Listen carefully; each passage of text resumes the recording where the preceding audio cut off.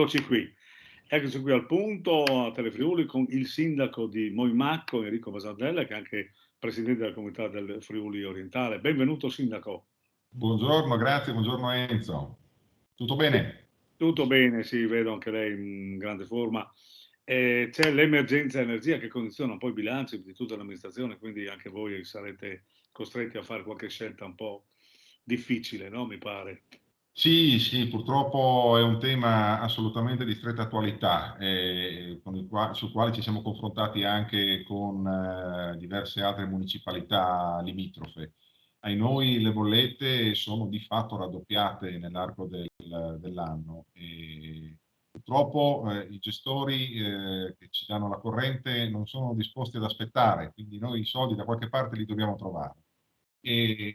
O ovviamente si ricorre alle risorse già peraltro risicate del bilancio o si diminuiscono i costi e di conseguenza si eroga un servizio un po' ridotto. Ecco. Diciamo non completo, ecco, in sostanza. Sì, sì, purtroppo sì. Devo dire che fino adesso Moimacco è riuscita a trovare un po' le risorse per continuare ad erogare il servizio nella solita maniera, ma è inevitabile che nei prossimi mesi si dovrà intervenire.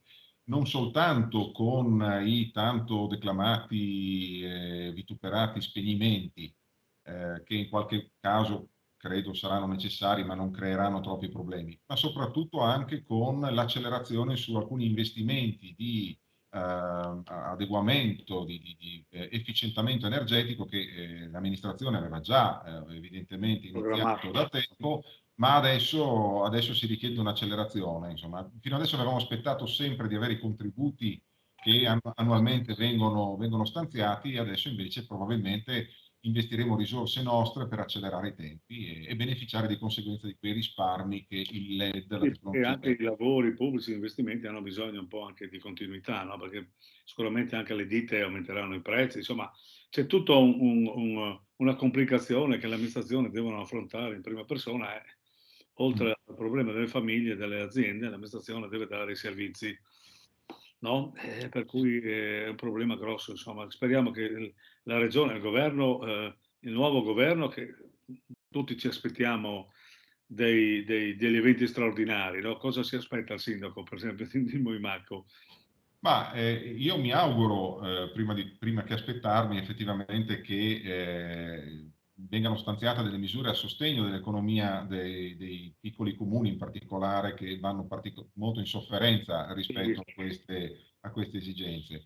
In passato effettivamente qualche sostegno è arrivato sia dal governo che dalla regione e auspico ovviamente che si continui su questo solco, senza dubbio. Ecco, Eh, speriamo un sempre. segnale, un segnale è già stato dato effettivamente perché pare confermata appunto la misura che consente ai comuni di attingere anche all'avanzo, no? All'avanzo Questa di è stata una amministrazione buona cosa. per pagare le bollette, che normalmente non è possibile perché Sì. chiaramente le bollette fanno parte di quella spesa che viene definita corrente, mentre invece l'avanzo va in capitale, no? Mm. Dico a beneficio magari di Sì, qualche cittadino che non sa bene come funziona il bilancio di un comune.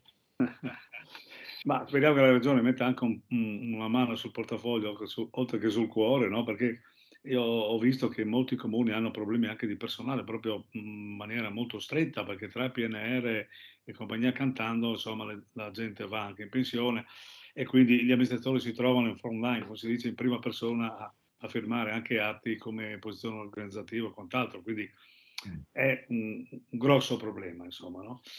E come sta affrontando questi problemi la comunità del Friuli Orientale, che è una delle più importanti della nostra regione?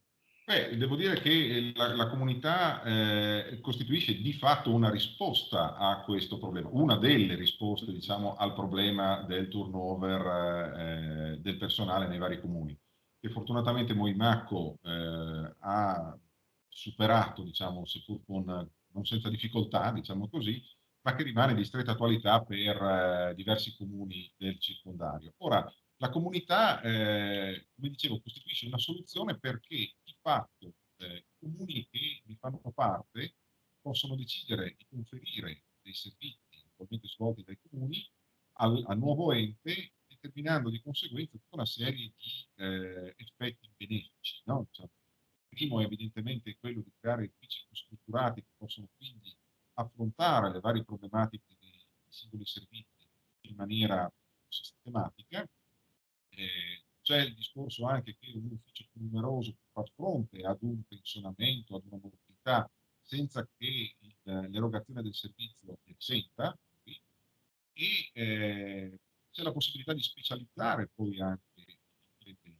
E altra cosa molto importante, le pensioni maggiori è evidentemente anche più attrattivo per i dipendenti che fanno mobilità rispetto al comune più piccolo dove il dipendente sa che dovrà magari fare molte più cose diverse tra di loro invece che Deve una diciamo così, specifica. deve essere proprio poliedrico, in sostanza. Esatto, esatto. Poliedrico direi che è una parola che rende bene l'idea, esatto. Quindi ecco, in quest'ottica gli 8 comuni della comunità hanno deciso già, e ci stanno lavorando già da più di quasi 2 anni, di conferire ulteriori funzioni rispetto a quelle già gestite dalla comunità.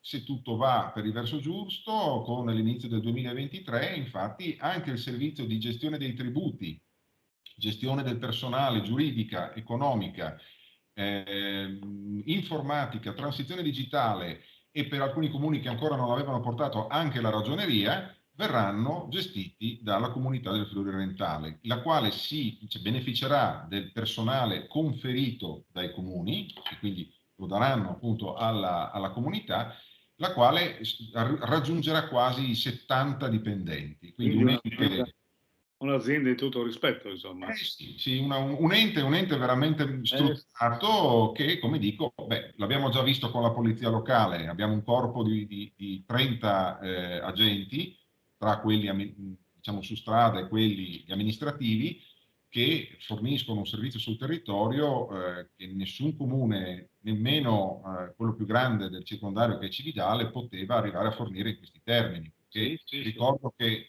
avere agenti che lavorano 12 ore al giorno, 7 giorni su 7, comprese le festività, è una cosa che richiede un bel turnover. È anche un bel impegno, insomma, no? E il Sì. servizio naturalmente è basilare, per cui è evidente, no? Ecco, Sindaco, però so che ci sono anche delle altre attività, anzi, delle iniziative, no? Questi tavoli aperti Ah, sì, sì. ne parlavamo. Beh, Io un'altra iniziativa, molto interessanti. sì, questa è un'iniziativa sempre sovracomunale perché a Sì, me personalmente piace ragionare sempre in termini di rete, di sì, collaborazione, no? Quantunque ci siano tante cose da fare anche poi all'interno dei confini del paese. È un'iniziativa che abbiamo portato avanti, stiamo portando avanti assieme al comune di Remanzacco e a quello di Butrio e che consiste nella creazione di 4 tavoli tematici ai quali possono partecipare tutti i cittadini dei nostri 3 comuni, esprimendo sostanzialmente le loro idee, i loro pensieri, i loro auspici rispetto alla pianificazione poi dell'attività delle 3 amministrazioni. Questi 4 tavoli sono uno sul vivere, sul modo con cui si vive il paese, uno è sui giovani, un altro è sulle imprese e un altro ancora è sulla promozione turistica del territorio. Gli incontri stanno per partire, le iscrizioni sono ancora aperte fino al 21, se non ricordo male, di novembre. E questi incontri, che saranno 4, si tengono online, quindi con massima comodità, non strumenti solo, ma è un'offerta partecipativa molto bella e anche innovativa, perché insomma, se la gente non esce, voi date la esatto. possibilità alla gente di entrare nell'ambito, diciamo così, Infatti, amministrativo. infatti. Qui, Perfettamente. aggiungo ancora un particolare, come dire, questo sistema è anche molto all'avanguardia perché si appoggia, grazie alla collaborazione della cooperativa Cramars, ad un sistema, un software che prende le idee che vengono prodotte sul Sì, tavolo dai singoli, le fa votare, no, per vedere quali sono quelle più interessanti, no, sì, e sì. costruire un processo che porterà poi ad una relazione che verrà fornita ai sindaci in modo tale che questi, compreso evidentemente, possano costruire la pianificazione ora anche